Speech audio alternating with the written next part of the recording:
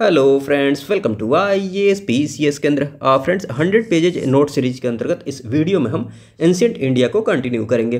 पिछले वीडियोज को अगर आपने नहीं देखा है तो डिस्क्रिप्शन बॉक्स में लिंक दिया हुआ है, आप जाकर उन वीडियोज को भी जरूर देख सकते हैं। और नोट्स की बात करें तो डिस्क्रिप्शन बॉक्स में टेलीग्राम चैनल का भी लिंक दिया हुआ है, तो आप जाकर उस चैनल का सब्सक्रिप्शन भी ले सकते हैं। चलिए बिना किसी देरी के इस वीडियो को हम शुरू करते हैं, एक एक करके सारी बातों को डिस्कस करते हैं। इस वीडियो में हम सबसे पहले बात करेंगे महाजनपद काल की, उसके बाद एक एक करके सारी बातों को डिस्कस कर लेंगे। उसके बाद हम जैन धर्म की बात करेंगे, फिर बौद्ध धर्म की बात करेंगे, उसके बाद आगे बढ़ते हुए मगध साम्राज्य की बात करेंगे, फिर मौर्य वंश की बात करेंगे, उसके बाद मौर्योत्तर काल की बात करेंगे, फिर गुप्त वंश की बात करेंगे, फिर गुप्तोत्तर काल की बात करेंगे। तो यही सारे टॉपिक्स हैं, बहुत ज़्यादा कुछ नहीं बचा हुआ है, एक एक करके सारी बातें हम डिस्कस कर लेंगे। बस आप रेगुलर वीडियोज़ को देखते रहिए। चलिए इस वीडियो में हम सबसे पहले बात करते हैं महाजनपद काल की। देखिए महाजनपद काल की बात कर ली जाए तो आप रेगुलर वीडियोज को देख रहे होंगे, तो मैंने आपको बताया वैदिक सभ्यता के अंतर्गत मैंने आपको बताया था कि ऋग्वैदिक कालीन समाज की सबसे छोटी इकाई जो होती थी वो क्या होती थी, उसको क्या कहते थे? कुल। कुल या फिर परिवार। आजकल भी ऐसा ही होता है। तो सबसे छोटी इकाई कुल या फिर परिवार, ठीक। उसके बाद बहुत सारे कुल को मिलाकर क्या बनता था? ग्राम। ये मैंने आपको बताया था। फिर बहुत सारे ग्राम को मिला देने के बाद क्या बनता था? विश्व। बहुत सारे विश्व को मिलाने के बाद जन। ये ऋग्वैदिक काल में। फिर उत्तर वैदिक काल में जैसे ही आप बढ़ेंगे, बहुत सारे जन को मिलाकर क्या बना दिया गया? जनपद बना दिया गया, ठीक है। उसके बाद आगे क्या होगा? जनपद के बाद बहुत सारे जनपद को मिलाकर क्या बन जाएगा? महाजनपद बन जाएगा। तो वही महाजनपद काल हम इसमें यहाँ पर पढ़ने वाले हैं। उस समय देखिएगा कुल कितने महाजनपद थे? 16। और इसका वर्णन कहाँ कहाँ पर मिलता है ये आपको जानना बहुत ज़रूरी है। इसमें सबसे इम्पॉर्टेंट जो है एग्जाम पर्सपेक्टिव से ध्यान रखने वाली बात वो ये है कि इसका वर्णन बौद्ध ग्रंथ अंगुत्तर निकाय में मिलता है, ठीक है। 16 महाजनपदों का जो उल्लेख मिलता है उसके लिए सबसे इम्पॉर्टेंट जो ग्रंथ है वो है अंगुत्तर निकाय, बौद्ध ग्रंथ है, ये इंपॉर्टेंट है, ध्यान रख लीजिएगा। और वैसे ही एक जैन ग्रंथ है, यहाँ पर बौद्ध ग्रंथ नहीं होगा, ये गलती से यहाँ हो गया है, ये जैन ग्रंथ है भगवती सूत्र, तो इसको भी ध्यान रख लीजिएगा। ये एक जैन ग्रंथ है, ये बौद्ध ग्रंथ नहीं है। ये आपको नोट्स जब लेंगे उसमें ये करेक्शन मिल जाएगा, ठीक है। तो ये जैन ग्रंथ है भगवती सूत्र, तो इसमें भी 16 महाजनपदों का उल्लेख मिलता है। हाँ, इसमें ये आप ध्यान रख लीजिएगा, आपको पता है कि उस टाइम तो राजतंत्र होता था, बट फिर भी उस समय में भी कुछ गणतंत्र भी थे, गणराज्य भी थे। गणतंत्र अर्थात लोगों का तंत्र, जन का तंत्र। एग्जाम्पल के रूप में सबसे इम्पॉर्टेंट एग्जाम्पल है वज्जी एवं मल्ल। ये नाम तो आप जरूर ध्यान रख लीजिएगा, ठीक। हाँ, उसके बाद ये सभी आप ध्यान रख सकते हैं। कुरु की बात कर लीजिए, कंबोज की बात कर लीजिए, अश्मक की बात कर लीजिए, तो ये कुछ गणराज्य हैं। तो 16 महाजनपदों में कुछ महत्वपूर्ण गणराज्य को मैंने यहाँ पर दिखा दिया है, जैसे वज्जी हो गया, मल्ल हो गया, तो वज्जी मल्ल तो आप जरूर ध्यान रख लीजिएगा। उसके बाद कुरु, कंबोज, अश्मक भी देख सकते हैं। चलिए उसके बाद जितने भी महाजनपद हैं और उनकी जो राजधानी है उनकी बात कर लेते हैं, और जो भी महत्वपूर्ण बातें होंगी महाजनपद काल से संबंधित उनकी बात कर लेंगे। जैसे देखिए कुरु महाजनपद की बात कर लीजिए, तो इसकी राजधानी आप ध्यान रख लीजिएगा इंद्रप्रस्थ। मैचिंग वाले प्रश्न पूछ लिए जाते हैं, ठीक है, इसलिए राजधानी आप जरूर ध्यान रख लीजिएगा। आधुनिक स्थल आपको बहुत ज़्यादा ध्यान रखने की ज़रूरत है नहीं, आप सबसे पहले तो फोकस कीजिएगा महाजनपद एंड राजधानी पर। उसके बाद आपको टाइम मिलता है तो ये सब बात आप ध्यान रख सकते हैं कि आधुनिक समय की बात कर लीजिए, अभी ये जगह कहाँ पर पड़ती है। तो मेरठ, दिल्ली और थानेश्वर वाला जो इलाका है, थानेश्वर हरियाणा, तो ये कुरु महाजनपद के अंतर्गत आते थे, ठीक है। वैसे ही पांचाल की बात कर ली जाए तो पांचाल की राजधानी देख लीजिएगा। मतलब आपको ये थोड़ा सा ध्यान रखना जरूरी है, एग्जाम में ये भी पूछ लिए जाते हैं कौन कौन से महाजनपद है जिनकी दो दो राजधानियाँ थी। तो आप देखिए यहाँ पर पांचाल के देखिए, उत्तरी पांचाल की बात कर ली जाए तो ये इसकी राजधानी अहिछत्र थी। वही साउथ की बात कर ली जाए, दक्षिणी की बात कर ली जाए तो काम्पिल्य राजधानी थी। तो इनके दो राजधानियाँ थी, अहिछत्र एंड काम्पिल्य, तो ये ध्यान रख लीजिएगा। उत्तरी पांचाल की अहिछत्र और दक्षिणी पांचाल की काम्पिल्य। और आप आधुनिक स्थल पे ध्यान रख सकते हैं, अभी के बरेली, बदायूं, फारुखाबाद वाला जो इलाका है ना वो पांचाल महाजनपद के अंतर्गत आता था। वैसे ही शूरसेन की बात कर ली जाए, शूरसेन की बात कर ली जाए तो इसकी राजधानी आप ध्यान रख लीजिएगा मथुरा। वत्स की बात कर ली जाए तो वत्स की राजधानी कौशाम्बी।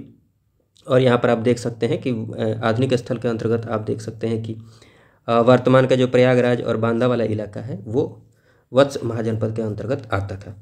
वैसे ही कौशल की बात कर ली जाए, ये अवध वाला क्षेत्र, तो कौशल की बात कर ली जाए तो इसकी भी 2 राजधानियाँ थीं, एक श्रावस्ती। उत्तरी कौशल की बात कर ली जाए तो श्रावस्ती, और दक्षिणी कौशल की बात कर ली जाए तो साकेत। दोनों राजधानी आप ध्यान रख लीजिएगा।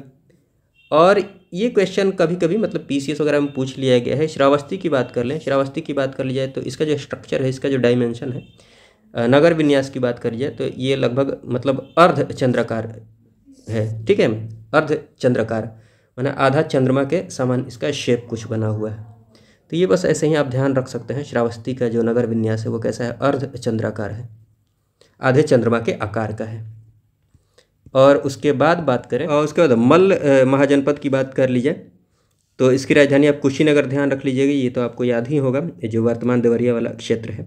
आधुनिक स्थल की बात कर ली जाए, काशी की बात कर ली जाए तो इसमें बहुत आपको याद रखने की जरूरत है नहीं, वाराणसी इसकी राजधानी।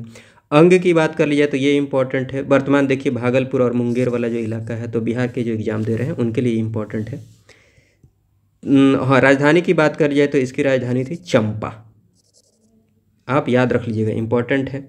और चंपा का जो चंपा से पहले नाम था, मतलब प्राचीन नाम जो था वो क्या था, मालिनी था, तो ये आप ध्यान रख सकते हैं। उसके बाद मगध की बात कर ली जाए, मगध सबसे शक्तिशाली महाजनपद। मगध की बात कर ली जाए तो इसकी राजधानी गिरिव्रज या फिर राजगृह ध्यान रख लीजिएगा। आधुनिक स्थल में आप ध्यान रख सकते हैं। दक्षिणी बिहार में आप देखिएगा पटना गया वाला जो इलाका है ना, वो मगध साम्राज्य के अंतर्गत आता था। उसके बाद वज्जी की बात कर ली जाए, वज्जी की बात कर ली जाए तो ये देख लीजिए इसकी राजधानी वैशाली, इंपॉर्टेंट है, ध्यान रख लीजिएगा। वर्तमान मुजफ्फरपुर दरभंगा वाला जो इलाका है, इसके अंतर्गत 8 राज्य आते थे, 8 राज्यों का संघ था वज्जी। ठीक है, तो इसी ने सबसे पहले गणतंत्र की स्थापना की थी। वज्जियों के अंतर्गत देखिएगा वैशाली जो है ना, वैशाली के जो लिच्छवी थे उन्होंने सबसे पहले गणतंत्र की स्थापना की थी, विश्व के सबसे पहले गणतंत्र। उसके बाद चेदी की बात कर ली जाए तो वर्तमान जो बुंदेलखंड वाला इलाका है, इसकी राजधानी की बात कर ली जाए तो सत्यवती या फिर शक्तिमती, जो भी ऑप्शन में दिया हो वो टिक मार दीजिएगा। वैसे ही मत्स्य की बात कर ली जाए तो ये ईजी है, वर्तमान जयपुर वाला जो इलाका है। मत्स्य की राजधानी क्या थी, विराटनगर थी, तो ये ध्यान रख लीजिएगा। मैचिंग वाले प्रश्न पूछे जाते हैं यहाँ से। उसके बाद अश्मक की बात कर ली जाए, देखिए एकमात्र दक्षिण भारत का ये महाजनपद है अश्मक, जो आंध्र प्रदेश का ये गोदावरी घाटी वाला इलाका है वर्तमान में, वो आप ध्यान रख सकते हैं। इसकी राजधानी की बात करें तो इसकी राजधानी पोतन या फिर पोटिल, जो भी ऑप्शन में दिया हुआ है। ठीक है, तो ये इसकी राजधानी हो जाएगी। वैसे ही अवंती की बात कर लीजिए, ये देख लीजिए मैंने यहाँ मेंशन भी कर दिया है, मगध के बाद सबसे शक्तिशाली महाजनपद, सबसे शक्तिशाली ये साम्राज्य था अवंती, तो ये आप ध्यान रख लीजिएगा। अवंती की राजधानी, उत्तरी अवंती की बात कर लीजिए, नॉर्थ अवंती की, तो उज्जैनी, और साउथ की बात कर लीजिए दक्षिणी अवंती की, तो उसकी राजधानी महिष्मती थी। इसकी भी 2 राजधानियाँ थीं, तो ये ध्यान रख लीजिएगा। उसके बाद गांधार की बात कर ली जाए तो ये जो पाकिस्तान की तरफ पड़ता है, पेशावर रावलपिंडी वाला जो इलाका है, तो गांधार की राजधानी की बात कर ली जाए तो ये भी आप आसानी से ध्यान रख सकते हैं, तक्षशिला, तक्षशिला। ठीक है, तो ये ध्यान रख लीजिए। और उसके बाद कम्बोज की बात कर ली जाए तो आप मोटा मोटी बस जम्मू कश्मीर वाला जो इलाका है ना वो ध्यान रख लीजिए। तो कम्बोज की जो राजधानी थी वो आप ध्यान रख लीजिएगा, राजपुर या फिर हाटक। मैचिंग वाले प्रश्न पूछे जाते हैं, मैं बार बार बोल रहा हूँ, तो बस रिवीजन क्रम में आप जो राजधानी है उन पर फोकस करते रहिएगा। बाकी आधुनिक स्थल जो है सारी चीज़ें आपको याद हो जाती हैं, उसके बाद ही ध्यान दीजिएगा। ठीक है, हाँ, उसके बाद देखिए महाजनपद काल से संबंधित कुछ एक इम्पॉर्टेंट फैक्ट्स हैं, इनको आप ध्यान रख सकते हैं। जैसे कि एक दंत कथा है बहुत फेमस, जो एग्जाम में पूछे जाते हैं यहाँ से प्रश्न। दंत कथा कहने का मतलब जो मुंह से कही सुनी हुई बातें, जो कहानियाँ कही सुनी जाती थी, कहीं पर उसका वर्णन नहीं किया गया था, लेकिन बाद में वर्णन किया जाता है। देखिए उदयन वासवदत्ता की बात कर ली जाए तो उदयन वासवदत्ता की दंत कथा थी। ठीक है, उदयन की बात करें तो ये पाटलिपुत्र वाले नहीं, जिन्होंने सबसे पहले पाटलिपुत्र राजधानी बनाई थी मगध साम्राज्य की, वो उदयन नहीं, ये उदयन है वत्स नरेश। ठीक है, वत्स नरेश उदयन, तो ये ध्यान रख लीजिएगा। और वासवदत्ता की बात कर लिए तो अवंती नरेश जो प्रदत्त थे उनकी पुत्री थी वासवदत्ता, तो इनकी प्रेम कथा। ठीक है, इनकी प्रेम कथा का वर्णन आप देखिएगा, ये दंत कथा है, हालांकि बाद में इसका वर्णन आपको देखने को मिलेगा। महाकवि जो भास थे उनकी एक रचना है स्वप्नवास वदतम। ठीक है, तो ये नाम ध्यान रख सकते हैं, स्वप्नवास वदतम, इसमें वर्णन है। और उसके बाद ये ध्यान रख सकते हैं हाथी गुम्फा अभिलेख की बात कर लीजिए, खारवेल का, खारवेल जो कि चेदी वंश का सबसे प्रतापी शासक था। कलिंग का जो चेदी वंश था। कलिंग की बात कर ली जाए तो जो वर्तमान में उड़ीसा है, मतलब मेजर जो उड़ीसा है ना, वो चेदी ये कलिंग के अंतर्गत आता था। उसमें आंध्र प्रदेश भी थोड़ा सा आ जाता था, उत्तरी आंध्र प्रदेश वगैरह। ठीक है, तो कलिंग की बात कर ली जाए तो कलिंग के चेदी वंश का सबसे प्रतापी शासक था कौन? खारवेल। खारवेल के द्वारा ही यह अभिलेख बनवाया गया था, हाथी गुम्फा अभिलेख। तो ये ध्यान रख लीजिएगा।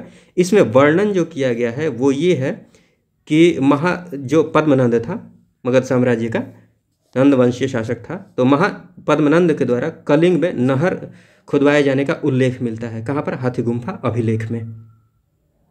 ठीक है, तो ये ध्यान रख लीजिएगा।